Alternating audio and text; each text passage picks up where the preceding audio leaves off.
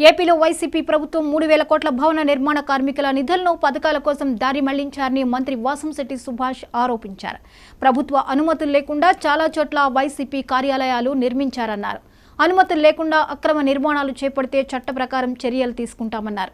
గత ప్రభుత్వంలో పరిశ్రమలు ఇతర రాష్ట్రాలకు తరలి వెళ్లాయన్నారు. వైసీపీ ప్రభుత్వం ఘోర పరాజయం పాలైన ఆ పార్టీ అధినేత జగన్కి ఇంకా జ్ఞానోదయం కావడం లేదన్నారు. వైసీపీ ఎమ్మెల్యేల్లో చాలా మంది టీడీపీలోకి రావడానికి ప్రయత్నాలు చేస్తున్నారన్నారు. లిక్కర్ ఇసుక దోపిడీతో రాష్ట్రాన్ని అన్ని విధాలుగా లూటీ చేశారన్నారు. అందుకు ప్రజలు తగిన బుద్ధి చెప్పారని గుర్తు చేశారు.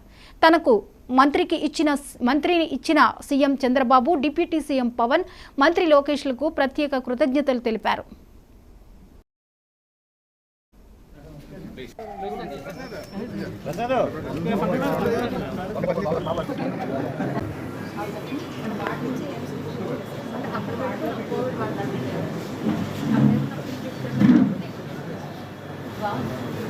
పెద్దాపురం కాన్స్టిట్యున్సీ వేట్లపాలెం నుంచి 16 మంది ఈ డయేరియాకి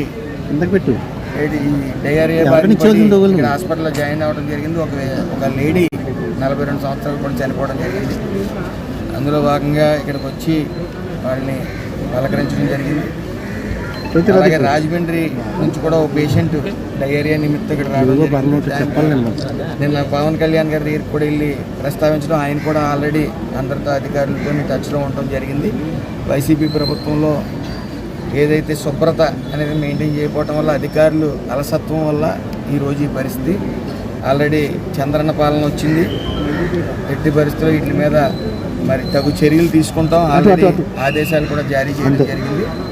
చంద్రబాబు నాయుడు గారు ఆదేశాలు జారీ చేయడం జరిగింది. అందులో భాగంగానే నేను ఇక్కడ రావడం జరిగింది.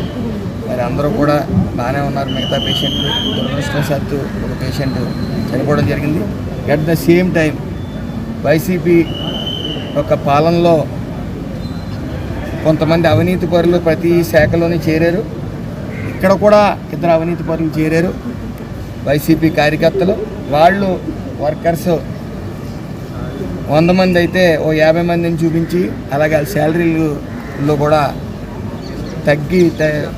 తక్కువ శాతం ఇచ్చి ఇబ్బందులు గురి చేస్తూ ఉన్నారు. దీని మీద మాకు కంప్లైంట్స్ అయితే రైజ్ అయినాయి. దాంట్లో భాగంగా కూడా ఇక్కడికి ఎంక్వైరీ కోసం రావడం జరిగింది. వాళ్ళ మీద కూడా చర్యలు తీసుకోవడం జరుగుతుంది. అది మాకు మొత్తం ఏదైతే జరిగిందో అది పేపర్ రూపేనా మేము అడగడం జరిగింది. దాని నిమిత్తం అవి కూడా వస్తాయి. ఇందులో భాగంగా ఇక్కడ రావడం జరిగింది. ఇప్పుడు మాట్లాడటం కూడా జరుగుతుంది. లేబర్ అనే వాళ్ళకి మినిమం వేజెస్ అనేవి ఉండాలి. అవి కాకుండా అక్కడ తీసుకునే శాలరీ ఒకటి, ఇక్కడ ఇచ్చే శాలరీ ఒకటి అయింది. కాబట్టి ఇది పూర్తిగా వైసీపీ నాయకుల కింద వ్యవహరిస్తూ ఉన్నారు. గత ప్రభుత్వంలో కూడా పూర్తిగా వైసీపీ పార్టీకి చెందిన కార్యకర్తలాగా వ్యవహరించారు తప్ప ఒక బాధ్యతాయుతమైన ఒక కాంట్రాక్ట్ ఒకటి తీసుకున్నాం. చాలామంది లేబర్ ఉన్నారని ఆలోచన లేకుండా వాళ్ళు తక్కువ జీతాలు ఇస్తూ వాళ్ళ కుటుంబ పోషణకి ఇబ్బందికరమైన పరిస్థితులు సృష్టించారు. ఎట్టి పరిస్థితులు ఉపేక్షించు దాని మీద కూడా కఠిన చర్యలు తీసుకోవడం జరుగుతుంది. ప్రభుత్వ అధికారులు ఉన్నప్పుడు ఆ రోజున డ్రింకింగ్ వాటర్ కానీ, శానిటేషన్ కానీ దీని మీద ప్రత్యేక శ్రద్ధ చూపించేవారు. రివ్యూ పెట్టేవారు. రివ్యూల ద్వారా సమస్యలు పరిష్కారం చేసేవారు. ముందస్తు జాగ్రత్తలు తీసుకునేవారు. అది ఎండాకాలం వస్తుందంటే, వర్షాకాలం వస్తుందంటే కాలం తీయించడం, ఎండాకాలం వచ్చేటప్పటికి ఒక రకమైన పర్యవేక్షణ చేయడం, ఇవన్నీ కూడా సీజన్ వైజ్గా డాక్టర్లతో కూర్చుని సంబంధిత అధికారులు కూర్చొని పర్యవేక్షణ చేసేవాళ్ళు. ఈ రోజున పర్యవేక్షణ లేదు, ఏమీ లేదు. ఈవేళ పంచాయతీలకి నిధుల్లో విధుల్లో, పంచాయతీలో డబ్బులు లేనప్పుడు ట్యాంకులు క్లీన్ చేస్తారండి. అందరూ ట్యాంకులు క్లీనింగ్ లేక నాచు పట్టేసి లోపల దోమలు పురుగులతో ట్యాంకులు నిండిపోయి ఉంటే ఆ నీళ్లు తాగితే ఏమవుతుందంటే డయేరియా రాకపోతే. ఈరోజు పంచాయతీలో ఉన్నటువంటి ప్రెసిడెంట్లే చెప్తున్నారు, మాకు నిధుల్లో విధులు మీరు శుభ్రం చేయించలేకపోయింది. దానివల్ల వచ్చింది. వైసీపీ ప్రభుత్వం ఆ డబ్బులన్నీ కూడా జగన్మోహన్ రెడ్డి గారు పంచాయతీ నిధులను కూడా డైవర్షన్ చేస్తారు. సరైన పర్యవేక్షణ లేకపోవడం వల్ల ఈ పరిస్థితులు వచ్చినాయి.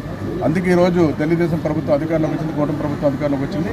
ఇవన్నీ కూడా పర్యవేక్షణ చేసి ఏదైతే ఈ రోజున భవిష్యత్తులో మంచినీళ్ళు సదుపాయం కానీ, శానిటేషన్ కానీ చాలా జాగ్రత్తలు తీసుకుని ఆరోగ్యాన్ని కాపాడుతారు. మీ ద్వారా